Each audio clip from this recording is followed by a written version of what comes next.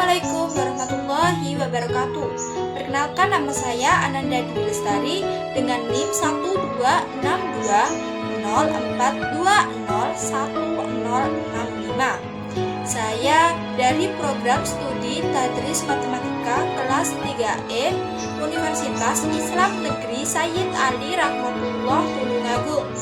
Kali ini saya akan melakukan pembelajaran micro teaching secara online, yang mana ini dilakukan untuk memenuhi tugas pada mata kuliah keterampilan dasar mengajar dengan dosen pengampu saya, Ibu Farid Imro'atus Solihah SSI MPD. Baiklah, mari kita simak videonya bersama-sama yuk. Oke, baik, sebelum melakukan pembelajaran akan saya awali dulu. Bismillahirrahmanirrahim. Assalamualaikum warahmatullahi wabarakatuh. Selamat pagi semuanya. Alhamdulillahirrabbilalamin, pada pagi hari yang cerah ini kita masih bisa diberi kesempatan untuk mengikuti kegiatan pembelajaran seperti biasa secara daring atau online karena adanya pandemi COVID-19. Ibu sangat berharap sekali semoga kalian tetap diberi kesehatan dan kekuatan agar bisa mengikuti kegiatan pembelajaran daring secara maksimal dan tetap semangat dan bahagia. Oke, sebelum kita memulai pembelajaran, kita akan berdoa terlebih dahulu sesuai agama dan keyakinan masing-masing. Berdoa dipersilahkan.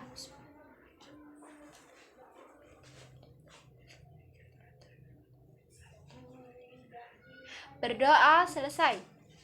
Oke, baik, selanjutnya Ibu akan mengabsensi kalian terlebih dahulu. Sekarang kelas 7. Absen 1 Aditya. Oke, baik, ada Aninda. Oke, hadir. Alita. Ya, hadir, oke. Budi hadir ya. Oke, Budi, tadi Ibu lihat Budi. Benny. Oke, hadir Benny. Cindy ada? Oh, ada, oke. Nita apakah hadir? Nita hadir, oke. Dan yang terakhir Mita hadir? Mita, oke, baik. Jadi hadir semua ya pada pagi hari ini. Selanjutnya kita akan langsung membahas materi mengenai peluang. Oke, kita sekarang akan belajar tentang peluang. Coba apa sih peluang itu? Apa ya? Coba apa? Ayo. Coba ada yang bisa menjawab? Alita mungkin? Alita mungkin. Tahu apa peluang? Nggak tahu ya? Coba yang lainnya ada yang tahu? Oke, kita lanjut. Apa itu peluang? Peluang adalah sebuah topik atau pembahasan dalam pelajaran matematika yang mana dilakukan untuk mengetahui kemungkinan-kemungkinan yang akan terjadi pada peristiwa atau kejadian. Sekarang dalam materi peluang ini kita dihadirkan beberapa istilah, yaitu ada 2 istilah. Ada apa? Ruang sampel dan titik sampel. Jadi kita akan membahas ruang sampel dan titik sampel sendiri-sendiri. Kita lanjut. Coba. Apa ruang sampel? Ruang sampel itu apa ya? Ruang sampel adalah himpunan dari semua kejadian yang mungkin terjadi. Ruang sampel sendiri biasanya ditandai dengan huruf S. Dalam membuat atau menghitung ruang sampel, kita dapat menggunakan berbagai cara. Yang pertama dengan membuat tabel. Dan yang kedua dengan diagram pohon. Kita akan mencoba menyentuhkan menggunakan tabel. Coba mana? Contoh apa itu? Menentukan ruang sampel dalam pelemparan 2 koin. Bentuk tabelnya bagaimana? Bentuk tabelnya ada di bawah ini. Bentuk tabelnya ini ya, anak-anak. Ini bentuk tabelnya. Jadi ada berapa koin? 2 koin. 2 koin. Koin yang dimaksud itu koin uang logam, mata uang logam. Jadi dalam gambar tersebut kita misalkan sisi A itu angka dan sisi G ini gambar. Jadi ini A dan ini gambar. Oke, tahu ya? Lanjut. Terus lah, ini yang 2 koin ini, yang koin pertama itu vertikal ke bawah. Jadi ini koin pertama dan ini koin kedua. Bagaimana kita bisa tahu ini AA, GA, AG, dan GG? Begini, terlihat bahwa jika muncul sisi A pada perlemparan pertama, sebentar.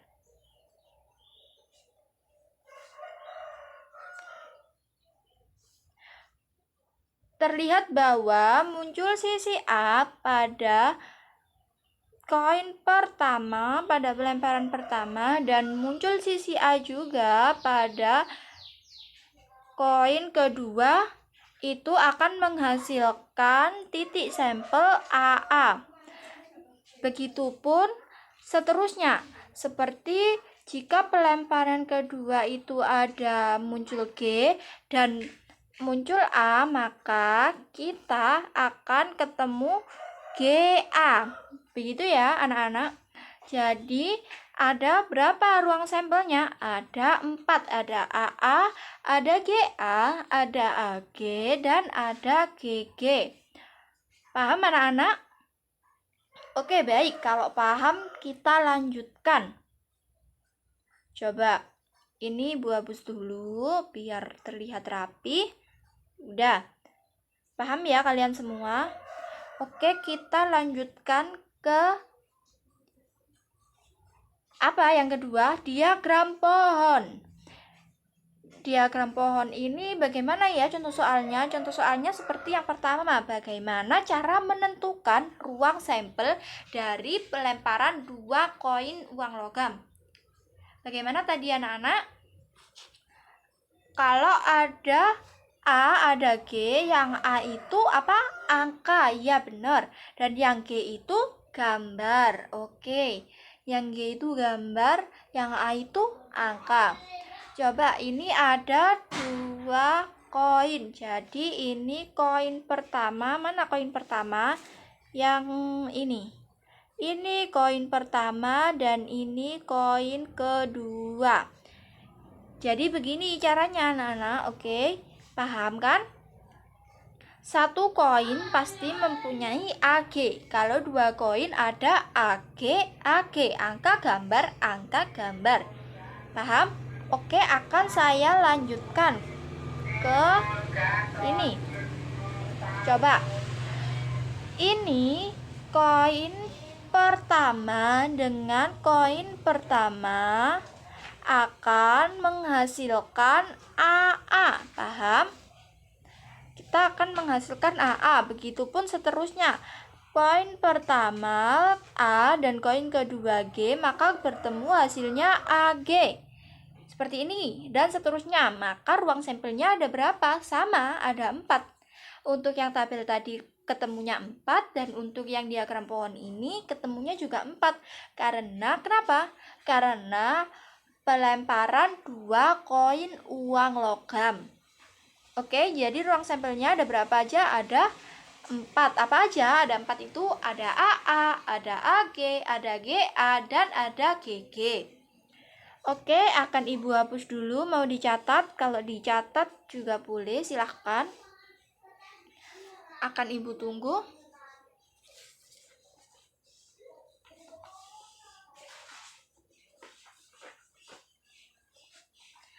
Oke, kalau sudah, kalau tidak begitu nanti Ibu kirim ke grup WA aja ya. Oke, kita lanjutkan dulu. Sorry, sebentar. Kita lanjutkan. Sekarang kita mengenal apa? Titik sampel. Apa titik sampel itu? Titik sampel adalah anggota yang ada pada ruang sampel. Jadi di dalam ruang sampel itu masih ada titik sampel. Paham ya anak-anak? Contoh, coba kita mencari ini contoh soalnya. Misalkan ada sebuah dadu, terdapat 6 sisi dalam dadu. 6 sisi dalam dadu itu ada apa aja ya? Ada angka 1, 2, 3, 4, dan 5. Jadi titik sampelnya apa? Titik sampelnya 1, 2, 3, 4, 5, dan 6. Jadi titik sampel itu yang ada pada ruang sampel. Paham ya anak-anak? Paham? Oke, baik. Akan Ibu lanjutkan. Selanjutnya kita akan membahas frekuensi relatif. Apa ya frekuensi relatif? Frekuensi relatif adalah perbandingan dari banyaknya kejadian yang diamati dengan banyaknya percobaan. Rumus frekuensi relatifnya yaitu apa? Banyak kejadian dibagi banyak percobaan. Jadi nanti di dalam soal ada kejadiannya itu muncul berapa kali dan banyak percobaannya ketemu berapa. Nanti akan kita bahas pada contoh soal yang selanjutnya. Selanjutnya Ibu akan membahas contoh soalnya. Nah, ini contoh soalnya. Sorry, ketutupan ya. Maaf ya. Contoh soalnya apa? Pada suatu percobaan melempar sebuah mata uang logam yang dilakukan sebanyak 200 kali. Ingat, sebuah mata uang logam. Jadi ada berapa uang logam kalau sebuah? Ada 1 uang logam. Iya, ada 1 uang logam.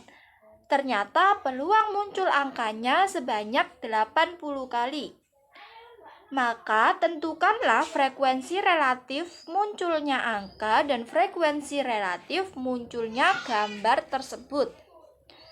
Akan kita bahas bersama-sama. Coba yang pertama kali dilihat apa ya? Frekuensi relatif munculnya angka dulu ya. Coba ini.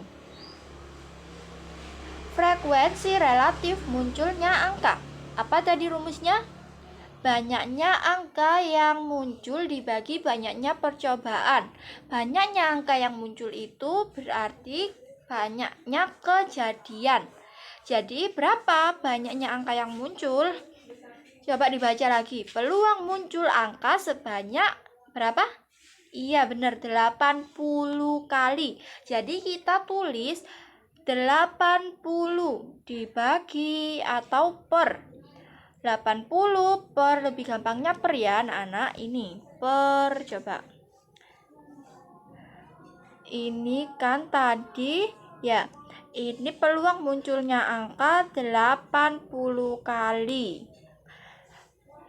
Jadi di sini frekuensi relatifnya banyak angka yang muncul sebanyak 80 kali dibagi per banyak percobaan. Berapa percobaannya tadi? Percobaannya ada 200 kali ya kan? Mana coba? Ini 200 kali. Sebentar. Ini 200 kali ya. Udah, jadi coba kita bagi 80 per 200. Besaran penyebutnya ya, besaran penyebutnya. Jadi kita sederhanakan karena tidak mungkin kalau dibagi, tidak bisa. Coba kita jadikan pecahan saja. Coba jadi pecahan berarti dibagi berapa? Dibagi 40. Masing-masing dibagi 40. Dibagi 40 nggak bisa ya? Masing-masing dibagi 40 pokoknya. Jadi 80 dibagi 40 dan 200 dibagi 40, maka akan menghasilkan berapa? 2 per 5. Ini 2 per 5. Jadi frekuensi relatif munculnya angka berapa? 2 per 5. Iya benar. Sekarang kita lanjutkan mencari frekuensi relatif yang munculnya gambar. Apa tadi rumusnya? Banyaknya kejadian dibagi banyaknya percobaan. Banyak kejadian yang dicari apa tadi? Gambar. Munculnya gambar. Karena yang diketahui cuma angka, maka kita akan mengurangkan percobaannya dikurangi dengan yang diketahui, munculnya angka tadi. Jadi dapat kita ketahui ini 200 dikurangi 80. Kenapa? Karena kita menghitung 200 dikurangi 80 agar kita mengetahui berapa banyak gambar yang muncul tersebut. Begitu ya. Jadi cara kita mengetahuinya itu peluang munculnya angka itu tadi dikurangi dengan banyaknya percobaan. Ketemulah 120 dibagi 200. 200 itu apa? Banyaknya percobaan. Pinter. Terus karena tidak bisa dibagi, karena ini angka penyebutnya lebih besar, maka kita sederhanakan. Bagaimana cara menyederhanakannya? Coba masing-masing dibagi berapa? Dibagi 40 juga. 120 dibagi 40, 200-nya juga dibagi 40. Oke, jadi kita akan menghasilkan angka 3/5 dan ini sudah sederhana. Berapa frekuensi relatif munculnya gambar? Frekuensi relatif munculnya gambar itu 3/5. Paham ya? Sudah, kita lanjutkan. Coba Ibu hapus dulu.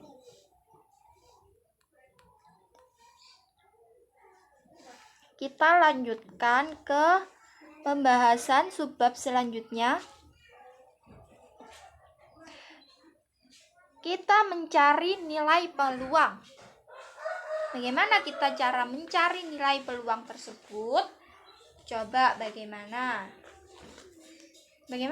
Peluang suatu kejadian ini bernilai antara 0 dan 1, atau dapat kita notasikan dengan peluang lebih dari sama dengan 0 atau peluang kurang dari sama dengan 1. Ini kalian harus ingat. Ini kalian harus ingat ya. Jadi, kenapa nilai peluang kejadian antara 0 dan 1? Karena apabila nilai peluang 0, maka dapat diartikan bahwa kejadian A ini sangat sekali mustahil untuk terjadi. Sedangkan jika nilai peluang 1, maka dapat diartikan bahwa kejadian A pasti akan terjadi. Adapun contoh kejadian mustahil dan contoh kejadian yang pasti terjadi. Contoh kejadian mustahil. Yang pertama, pohon bisa terbang. Apakah benar pohon bisa terbang? Kan nggak mungkin terjadi, maka itu dinamakan kejadian mustahil. Dan yang kedua, ada siput bisa berlari. Apakah siput bisa berlari? Tidak kan? Siput jalannya itu sangat pelan, maka tidak mungkin juga siput bisa berlari, dan itu yang dinamakan kejadian mustahil. Dan contoh kejadian yang pasti terjadi yaitu seperti apa? Gajah beranak. Benar tidak gajah beranak? Iya kan? Dan apalagi contohnya adanya siang dan malam. Selanjutnya akan Ibu bahas contoh soal mungkin ya. Sebentar. Contoh soal. Oh, sebelumnya rumus peluang, Rumus peluang. Ini tidak kelihatan ya keterangannya. Coba. Rumus peluang. Apa rumus peluang itu? Peluang sama dengan NA/NS. Dengan keterangan P termasuk peluang suatu kejadian. NA sama dengan titik sampel kejadian, dan NS sama dengan apa? Ruang sampel. NS itu apa? Ruang sampel. Iya benar. Selanjutnya akan kita bahas contoh-contoh soal. Nah, ini contoh soal yang nomor 1. Sebuah dadu dengan 6 sisi dilemparkan pada pelemparan pertama munculnya sisi 2. Kemudian pada pelemparan yang kedua muncul sisi 5. Yang ditanyakan, maka berapakah peluang muncul sisi 1 pada pelemparan selanjutnya? Coba kita selesaikan bersama-sama. Itu yang diketahui apa? Dadu memiliki 6 sisi. Apa saja sisinya? Sisi 1, sisi 2, sisi 3, sisi 4, sisi 5, dan sisi 6. Maka titik sampelnya sisi 1, 2, 3, 4, 5, dan 6. Dari situ dapat kita ketahui ruang sampelnya adalah berapa? 6. Kenapa kok 6? Karena di dalam ruang sampelnya ada 6. 1, 2, 3, 4, 5, dan 6. Jadi ruang sampelnya ini 6. Kalau titik sampelnya, apa titik sampelnya tadi? NA. NA yang dicari berapa peluang muncul sisi 1. Sisi 1 dalam ruang sampel muncul ada berapa kali ya munculnya? Ada cuma 1 kali. Ini ya. Sebentar. Jadi ini 1, ini sudah. Kita lanjut, jadi titik sampelnya 1. Yang kita tanyakan, yang ditanyakan itu berapa peluang muncul sisi 1 pada pelemparan selanjutnya? Jawabannya kita menggunakan rumus peluang NA per NS. NA yang diketahui ada 1 dan NS ada 6. Dapat kita lihat hasilnya 1/6 dan sudah tidak bisa disederhanakan lagi. Jadi peluang munculnya sisi 1 pada pelemparan dadu selanjutnya yaitu 1/6. Oke, paham anak-anak? Sampai sini paham ya? Kalau ditanyakan bisa ditanyakan ya. Oke, ini bisa kita lanjut. Ibu akan melanjutkan ke contoh soal selanjutnya. Dalam percobaan melempar 3 koin uang logam secara bersamaan, peluang munculnya yaitu 2 angka, 1 gambar. Coba yang dicari apa? Peluang munculnya 2 angka, 1 gambar. Maka dapat kita selesaikan. Coba. Ini tetap kita misalkan sisi angka itu huruf A besar dan sisi gambar huruf G besar. Maka dapat kita lihat hasilnya di sini. Ini koin pertama. Ini koin Ini koin pertama. Nah, ini koin pertama. Terus ini koin kedua dan yang ini koin ketiga. Jadi ada berapa? 3 koin uang logam. Jadi hasilnya ini ada berapa ya? Coba. Berapa yang muncul ruang sampelnya itu? Coba. Sebentar. Pakai ini aja hitam. Kita akan mencari ruang sampel terlebih dahulu. Dari sini ruang sampelnya A. Maka menghasilkan AAG. Begitupun seterusnya. G. Ini AAA ya anak-anak. Ini AAA. Coba diganti. Ini AAA gitu. Terus yang ini AAG. AAG dari mana? Ini AAG. Kalian mungkin bingung melihat gambarnya. Coba saya hapus. Ini koin pertama. Ini koin pertama, ini koin kedua, dan ini koin ketiga. Lanjut AAA bertemu ini AAA. Ini ada kesalahan. Coba nanti diganti kalau misalnya kalian mencatat ya. Terus lanjut ini angka A G, huruf A, A, G berarti angka-angka gambar yang muncul, benar. Begitupun seterusnya sampai akhir. Coba kita hitung. Ada berapa ruang sampelnya? Coba kita hitung ruang sampelnya ada berapa. Ada 1, 2, 3, 4, 5, 6, 7, 8. Ada 8 ruang sampel. Coba kita lanjut di pembahasan selanjutnya. Sorry, ini kok sampai sini lagi. Bentar. Ini selanjutnya. Jadi ruang sampelnya ada 8. Apa aja? AAA, AGA, AAG, GAA, GGG, GAG, GGA, dan AGG.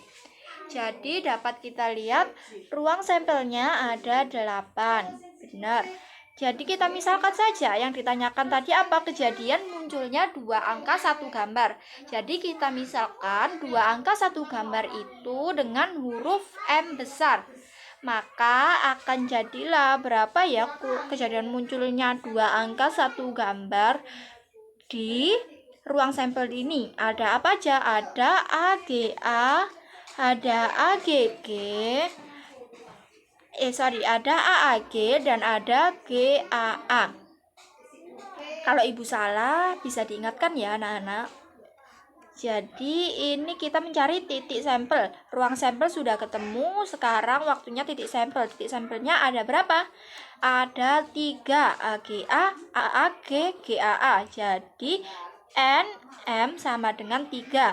Dengan demikian kita bisa mencari peluang munculnya 2 angka 1 gambar, yaitu peluang M, NM per NS sama dengan 3/8.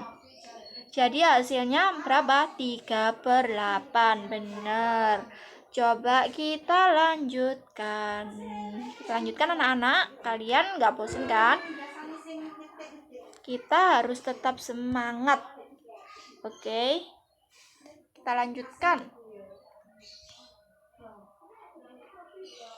Sampai sini ada pertanyaan?